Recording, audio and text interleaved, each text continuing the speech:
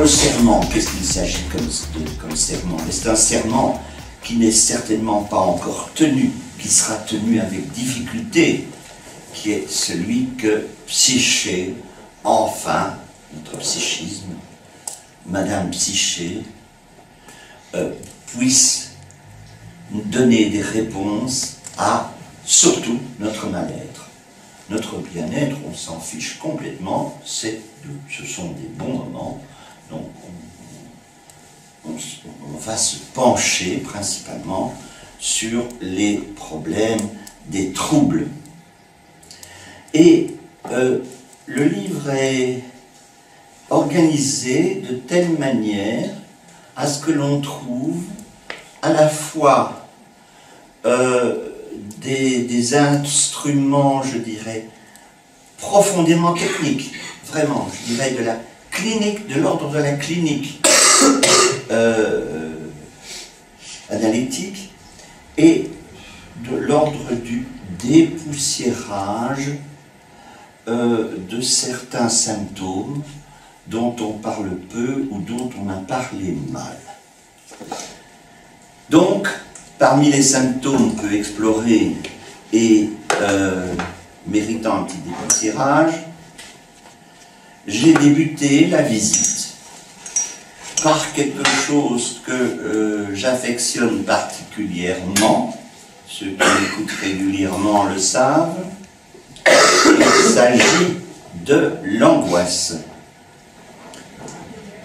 Mais il y a lieu de faire, comme je vous ai déjà expliqué, de solides nuances entre l'anxiété qui est ce bruit de fond que l'on a toujours connu et l'angoisse plus profonde qui se subdivise souvent en deux types, l'angoisse avec raison et l'angoisse sans raison. L'angoisse devant quelque chose de vraiment catastrophique et l'angoisse dont on ne trouve pas l'origine et qui est là tout à fait névrotique.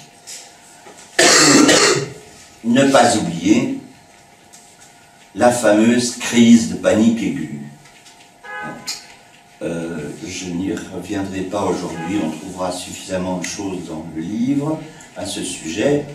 C'est évidemment le moment le plus dur, le plus pénible, le plus affreux que l'on puisse avoir dans la crise d'angoisse. Il y a toujours quelque chose qui précède, et ce qui précède, c'est ce fameux fond anxieux.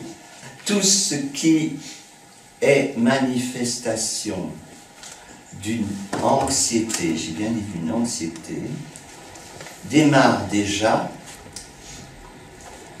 d'un besoin d'anxiété. On a besoin d'anxiété. Chez l'être, pour une raison,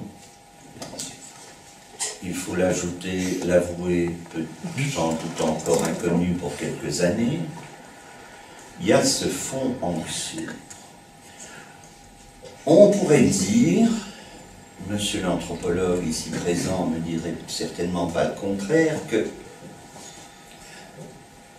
n'est-ce pas, pour nous, un système de défense que d'être ainsi anxieux, de manière à voir, nous aussi, les prédateurs, etc., celui qui va piquer notre femme, celui qui va nous rouler, que sais-je.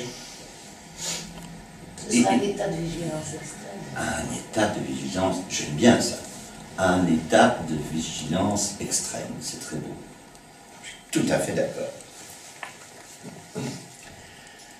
Mais voici que notre être en plein questionnement se propose de consacrer son temps et parfois sa réflexion à une psychanalyse. Par exemple, si la personne vient en disant « je souffre de ci et de cela », oui, nous allons aborder tous ces sujets. Sachez qu'il faudra en aborder d'autres autour et qu'il faudrait être vraiment extrêmement vigilant à ne surtout pas vous mentir. Ça ne sert à rien, ça serait raté. Mais là, il y a un fond. Et quel est le fond? Pourquoi me débarrasser de ma souffrance alors qu'elle sert à quelque chose? Donc, on en déduit que la souffrance est toujours quelque chose de l'ordre d'un bénéfice secondaire. Je souffre pour être. Si je ne souffre plus, qu'est-ce que je vais devenir?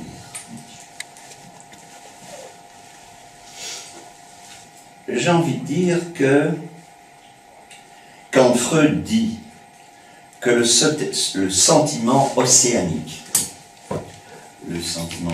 c'est le sentiment de plaisir, de béatitude, d'être dans une eau à la bonne température, l'eau tiède, le bonheur plein, il n'y a rien qui bouge, tout va bien. Vous voyez, quel ennui, hein? Enfin, c'est une autre histoire.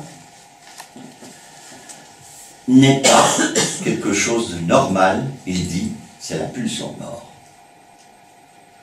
Alors ça, c'est extraordinaire, parce que Freud décrit le fait d'être inorganique, profondément neurasthénique,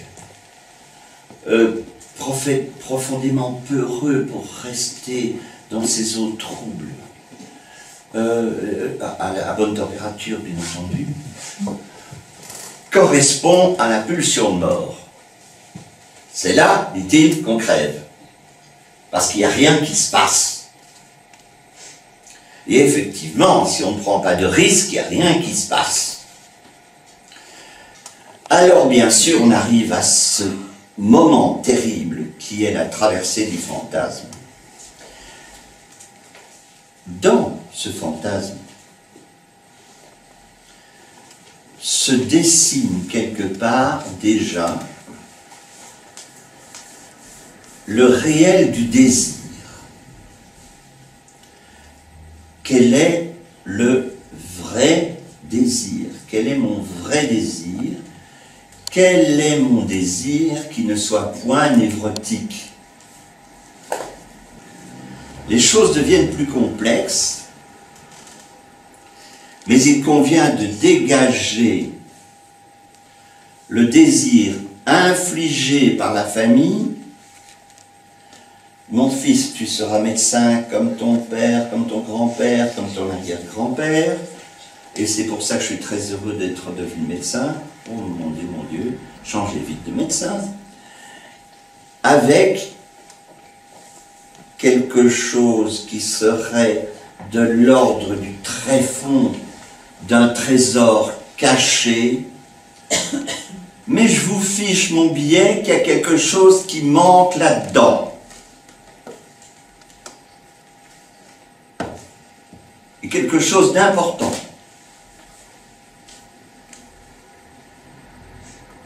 Est-ce que j'ai déjà parlé, jusqu'à maintenant, d'affectif? Où est l'affect dans cette histoire? Est-ce que la psychanalyse ne devrait pas être plus affective? C'est le moment de découvrir l'approche d'une transcendance. C'est un univers inconnu. C'est un univers qu'on n'a pas eu le temps de découvrir. C'est un univers merveilleux.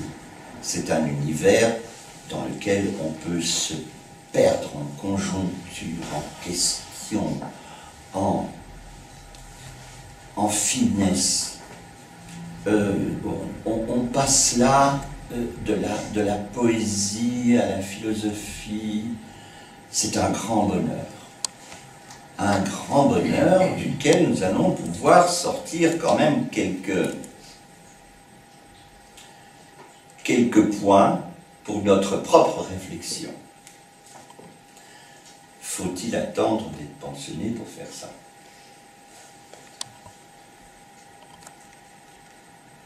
Parce que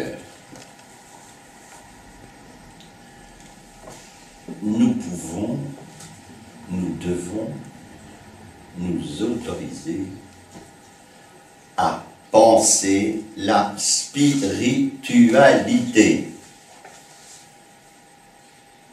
Aucun rapport avec les spiritueux, quoique, aucun rapport non plus avec la religion. Il est dans un raisonnement tout à fait curieux à ce moment-là, notre ami Freud, parce qu'il introduit quelque chose de carrément religieux à l'encontre de sa propre religion, de ses propres idées.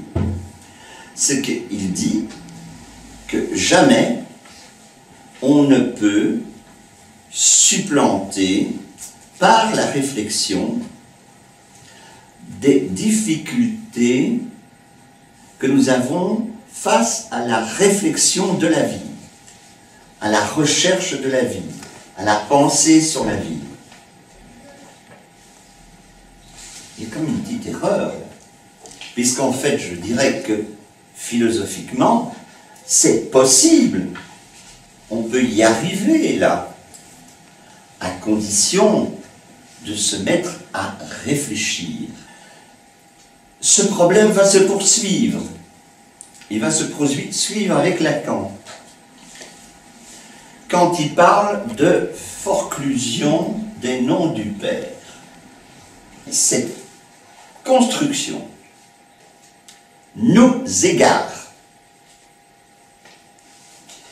et ne nous autorise pas à porter assez d'attention vers le plus important qui va nous mener vers la transcendance, vers la spiritualité, vers la pensée, c'est-à-dire le fameux Père symbolique. Celui que l'on a admiré en secret dans le roman familial de notre enfance, ce sont des bris de désir vrai, de désir interdit.